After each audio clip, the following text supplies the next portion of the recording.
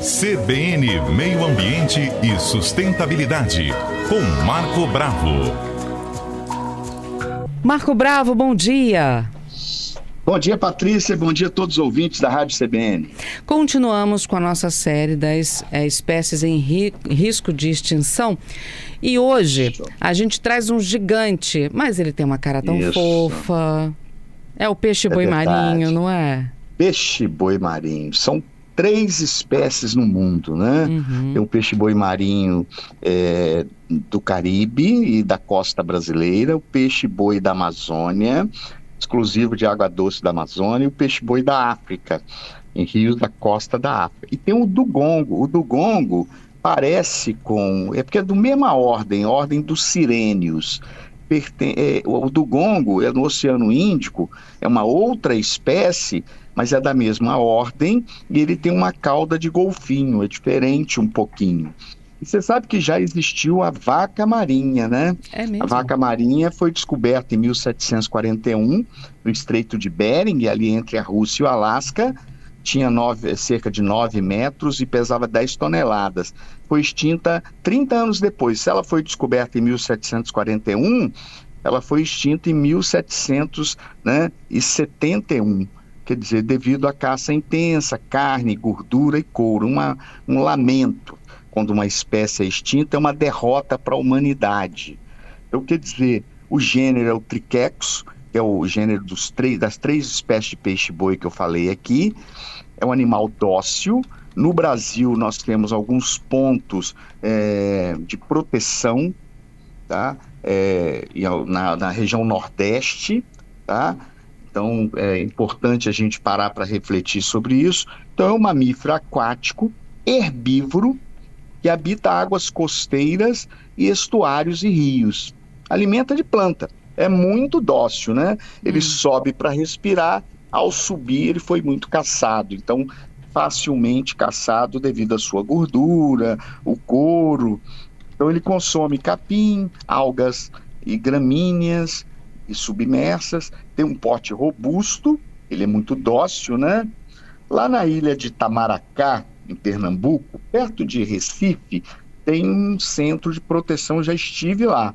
Tem um centro de proteção, inclusive muito dócil, com aqueles tanques, né? Os animais feridos, animais que sofreram algum dano, eles vão para lá para passar por uma recuperação, depois voltam para o mar, voltam para o seu hábitat natural. Então, é um animal muito interessante, importante na conservação dos ecossistemas, e tem essas espécies aí que eu falei para você. E o dugongo, lá na Índia, ele é da mesma ordem dos sirênios, porém espécie diferente. Agora, quando você fala que ele é dócil, porque ele é muito grande. Ele não ataca ninguém, de verdade? Ele não ataca embarcação? Não ataca. Ele é um animal herbívoro, né? E tem uma válvulazinha nas narinas muito interessante. Quando ele vai descer, ele fecha a válvula para poder não entrar água pelas narinas e desce, né? E quando ele sobe, ele tem que subir para respirar. E nós temos aí as principais ameaças da extinção desses animais que são ameaçados de extinção, né? A perda do hábitat, os manguezais, bancos de capins marinhos e rios degradados, aqueles de água doce. Então, a primeira ameaça. Colisões com embarcações. Você sabe que o número de navios que estão circulando, de barcos que estão circulando nos rios e nos oceanos, é cada vez maior, né? Então, por ele ser um animal dócil e relativamente lento, ele não é um animal que nada com muita velocidade, essas embarcações acabam colidindo e levando à morte desses animais. Ele não tem uma rota específica. Por exemplo, quando você fala assim, a rota das aves migratórias, tem mais ou menos um local específico, então você evita qualquer atividade econômica, industrial, ou qualquer atividade que vai atrapalhar essa rota das aves, como, por exemplo, usinas eólicas. Eles fazem sempre um estudo de impacto ambiental, identificam a rota das aves, falar que não pode construir uma usina eólica, porque as aves vão bater nas hélices, vão morrer, né? Mas o peixe-boi não, o peixe-boi não tem uma rota específica, dificulta inclusive você fazer uma ordenação desse deslocamento de barcos e navios. Agora, o peixe-boi, eu até coloquei uma foto lá no nosso site também, nossos ouvintes daqui a pouco vão poder conferir. Ele acaba criando uma crosta de limo nas costas dele, né? E está sempre rodeado de peixes menores. Isso. É porque aquilo ali, na verdade, são algas, são resíduos também dos oceanos, porque ele tem aquela estrutura pele bem áspera e acabam grudando ali, os peixes se alimentam, né? São peixes enfermeiros, são peixes que acabam se alimentando, é uma relação ecológica, é uma protocooperação, acabam se alimentando daquelas algas que estão ali e vão limpando o animal. Não sei se você já viu o vídeo de tartaruga cheio de peixes no entorno. Sim. Então tem aquelas algas que vão encrostando, né, na epiderme, e os peixes se alimentam, facilita a alimentação dos peixes também, já tem um local específico para poder se alimentar. E um outro problema sério é lixo, né? É a qualidade da água, então eles acabam ingerindo. Você tem lá uma sacola impregnada de algas, então a sacola está esverdeada, ele confunde com alimento, acaba engolindo, a mesma coisa que ocorre com as tartarugas. E vai morrendo asfixiado, vai morrendo com estômago também muito cheio de resíduos.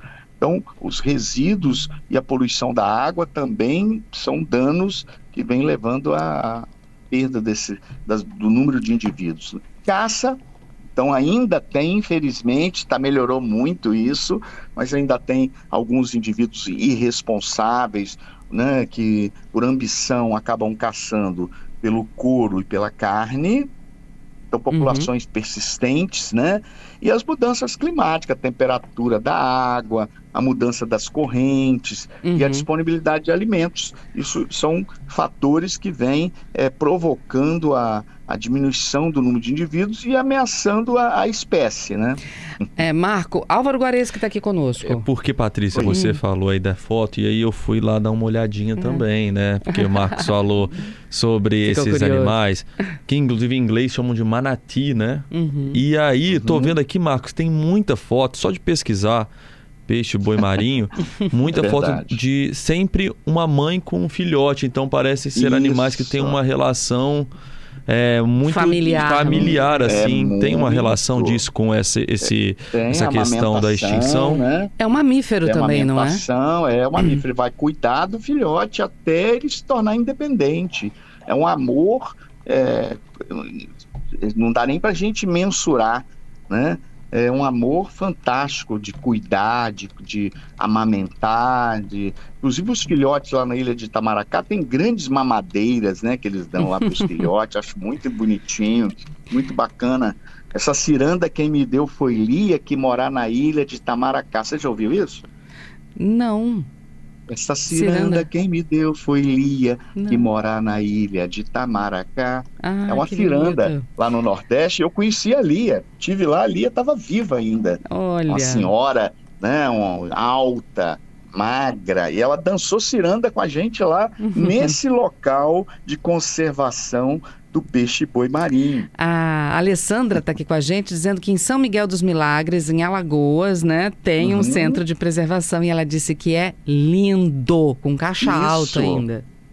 Tamaracá, lá em Maceió, tem até os pontos aqui, ó, PAN, peixe-boi marinho do ICMBio, então controla um local de programa de conservação, peixe-boi resgate e soltura, programa Vivo Peixe-Boi Marinho, criado em 89, reintrodução de filhotes, educação ambiental, turismo de observação e geração de renda sustentável. As APAs, né, da Barra do Rio Mananguape, na Paraíba. Você tem no Ceará a Fundação Brasil Cidadão, quer dizer, você tem uma série de locais com programas de conservação. Acho muito bacana isso. Agora, quem quiser conhecer um pouquinho mais, você recomenda 3 livros para o pessoal procurar um pouco mais sobre o peixe-boi marinho. Peixe-boi marinho, da editora da Universidade Federal é da Paraíba. Ecologia e Conservação, Peixe, Boi Marinho, Biologia, Ecologia e Conservação, Ecologia e Conservação de Mamíferos Aquáticos no Brasil, lá em Universidade Federal de Santa Catarina, e sobre Conservação Marinha e Biodiversidade, Mamíferos Aquáticos, do IBAMA, um guia de identificação de mamíferos aquáticos, bem legal. Oceanos, A Última Fronteira, da Silvia Arley. E sobre ecologia e sustentabilidade, nós temos 2 aqui que são muito interessantes. Conservação da Natureza, José Luiz de Andrade Franco e José Augusto Drummond.